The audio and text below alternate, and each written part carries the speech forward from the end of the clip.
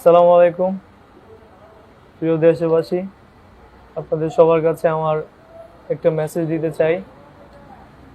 আমার জীবনে যা ঘটে গেল 2 বছরের ভিতরে, সেই মেসেজটা আমি দিতে চাই। আজ থেকে 2 বছর আগে আমি বিয়ে করি। আমার বাড়ি হচ্ছে কুমিল্লা জেলা, হোমনা থানা, মণিপুর গ্রাম। আমি বিয়ে করি আমার পাশের গ্রামে, পত্রিকান্দি গ্রাম। তার ফ্যামিলি ঢাকা সোনারগাঁয়ে থাকে। তার বাবা ভাঙ্গারি ব্যবসা করে। তো আমি বিদেশ থেকে ছুটিতে আসি 2 বছর আগে। এলাকার একজনের মাধ্যমে আমি তাকে বিয়ে করি। বিয়ে করে আমি 1.5 মাসের পরে আমি বিদেশে চলে যাই। তো সেদিন সে আমার সাথে আমার বাড়ি থেকে চলে আসে ঢাকাতে। তো আমি তাদের বাসায় সোনারগাঁয়ে 2 দিন থাকার পর আমি বিদেশে চলে যাই। তারপর আমি বিদেশে যাওয়ার পর তাকে আমি ফোন করি আমার বাড়িতে যাওয়ার জন্য। সে আজকে যাবে, কালকে যাবে, এক একটা বাহানা করে। তার তার মা অসুস্থ, অপারেশনের পরে যাবে, তার ভাই বিদেশে যাবে, তখন যাবে, এগুলো বাহানা করে প্রায় 2 বছর তার বাবার বাড়িতেই। 2 বছরের ভিতরে আমার বাড়িতে মাত্র 3 বার যায়। একবার যায়, আমার ভাইয়ের বাচ্চা হয়, ওই দিন খাওয়া দাওয়া করে চলে আসে। আমার বাবা মারা যাওয়ার পর মৃত্যুবার্ষিকী করি, ওই সময় একবার যায়। 2 দিন থেকে চলে আসে। আমার ছোট বোনের বিয়েতে একবার যায়, 3 থেকে চলে, মাত্র 3 বার যায়।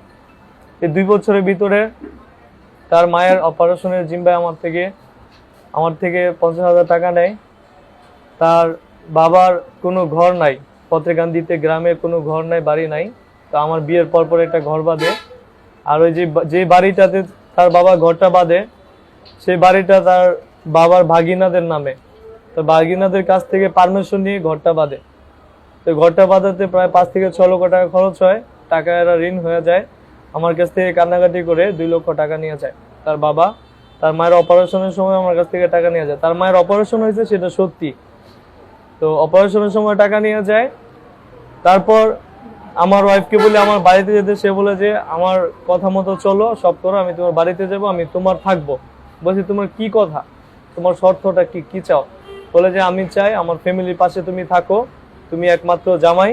সে আমাকে যেভাবে একটা জামাইকে পটায়, সে আমাকে সেভাবে পটায়। আমি তার ভালোবাসায় অন্ধ হয়ে যাই। তাকে আমি খুব ভালোবাসি, আমার জীবনের চাইতে বেশি ভালোবাসি, আমার বাবা মার চাইতে বেশি ভালোবাসি। এটা আমার অন্যায় হয়েছে।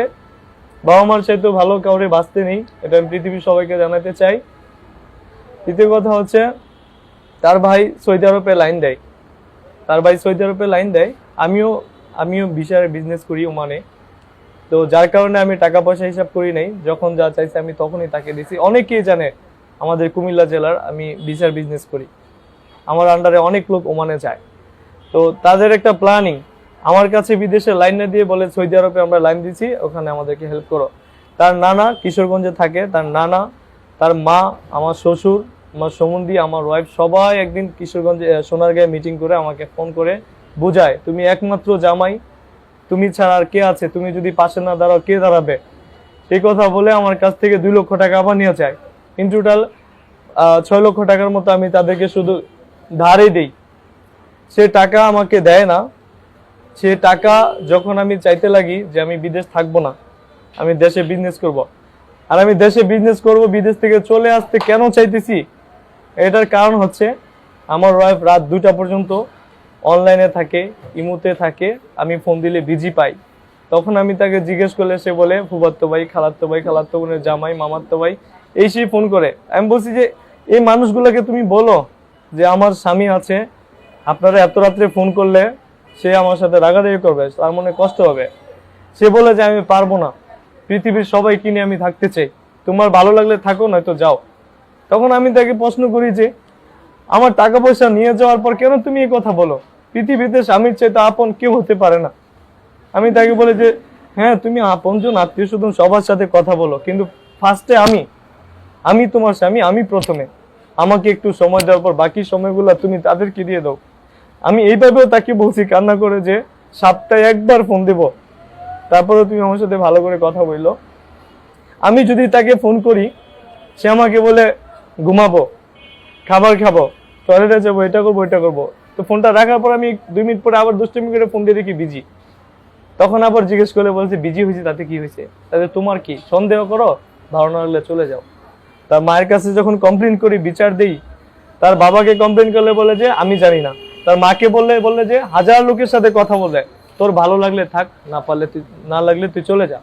তখন বলছে মা, আমার আমার জীবনটা কেন নষ্ট করতে চান? আমি তো বিশ্বাস করে আপনাদেরকে এত লক্ষ টাকা দিলাম, দেখুন আমার বউটাকে আমার বাড়িতে দিয়ে দেন না।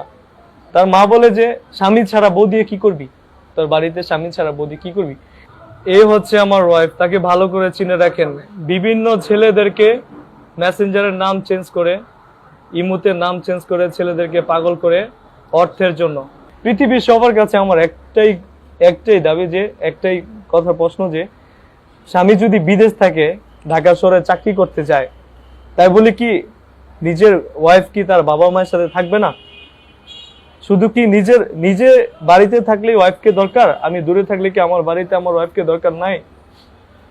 তো শেষ পর্যন্ত এগুলোর কারণ কি, সে কেন আমার বাড়িতে যেতে চায় না, তার মা কেন দিতে চায় না, আর নিয়ে গেলেও কেন একদিন পরে নিয়ে আসে, এগুলো নিয়ে আমি আমার চিন্তা ভাবনা করতে করতে আমি তদন্ত করে দেখি সে আসলে সে পরকীয়া করে। তার মা অর্থের জন্য তাকে বিজনেস করায়, তার মা তাকে বিজনেস করায়।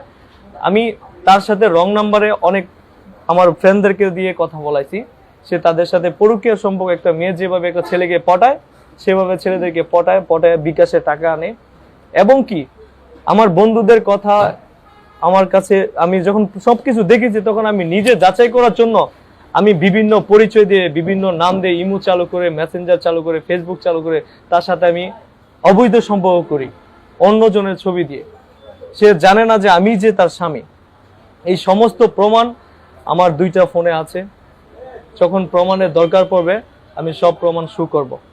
আমি যে কোনো মোকাবেলা করতে রাজি। আমি চাই না আমার সাথে, আমি জিহানের সাথে, ওমান প্রবাসী জিহানের সাথে যা কিছু হয়েছে, পৃথিবীতে আর কারোর সাথে এমনটা হোক। তার প্রমাণের অভাবে পৃথিবীতে, এই বাংলাদেশে বিচার হয় না। আর আমার কাছে সমস্ত প্রমাণ আছে। এই প্রমাণের পর যদি আমি বিচার না পাই, এই পৃথিবীতে বেঁচে থাকা আমার দ্বারা সম্ভব হবে না। আর প্রবাসী ভাইদের সবাইকে বলবো, প্রবাসী ভাইদেরকে নিয়ে বলবো, আমার মতো ভুল কেউ করবেন না। পরের মেয়েকে বিয়ে করে তাকে জীবনের চাইতে বেশি ভালোবাসবেন না। আমার জীবনের সমস্ত ভালোবাসা দিয়ে, বিশ্বাস করে আমার অর্থ সম্পদ সবকিছু দিয়ে দিয়েছি, তাতেও তার মন ভরে না, তাও সে পরকীয়াতে জড়িত। আমি সবকিছু মেনে নিয়েও আমার ওয়াইফকে নিয়ে আমি থাকতে চাই, আমি বাঁচতে চেয়েছিলাম। কিন্তু আমার ওয়াইফ, তার মা, তার মেজো ভাই এখন আমাকে ডিভোর্স দেওয়ার চিন্তা ভাবনা। তারা জানে আমি ওমান থেকে জানুয়ারি মাসে আসব, তার ভিতরে ডিভোর্স দিয়ে দেবে। একটা ছেলের সাথে পরকীয়া করে এই কথা বলে দিছে, ওই ছেলে আমাকে ইনফরমেশন দিয়ে দিছে। ওই ছেলেটা এমডি রাজা, ঢাকা মিরপুর। এমডি রাজা সেটাও আমি, এমডি রাজা আমি, কিন্তু সে জানে না এমডি রাজা আমি। ওরা আমাকে ডিভোর্স দিয়ে আমার টাকা, আমার সাথে প্রতারণা করে সব টাকা ওরা মেরে দিতে চায়। এজন্য আমি আজকে 28 তারিখ আমি ওমানের রাতে বিমানে উঠি। আজকে 28 তারিখ বাংলাদেশের টাইম সকাল 10টায় বাংলাদেশে নামি। তারপর এসে আমি সমস্ত মিডিয়ার কাছে আমি বিষয়টা আমি জানাই। এবং কি পৃথিবীর সবার কাছে আমার একটাই দাবি, আমার সাথে সবাই থাকবেন। অন্যায়ভাবে আমি কাউকে চাই না, আমি অন্যায়ভাবে আমার পাশে কাউকে চাই না। লিগ্যাল ভাবে সবাই আমার সাথে থাকবেন, আমাকে সাপোর্ট করবেন। আমার এই বিচারের, এটাই আমার দাবি সবার কাছে। আসসালামু আলাইকুম।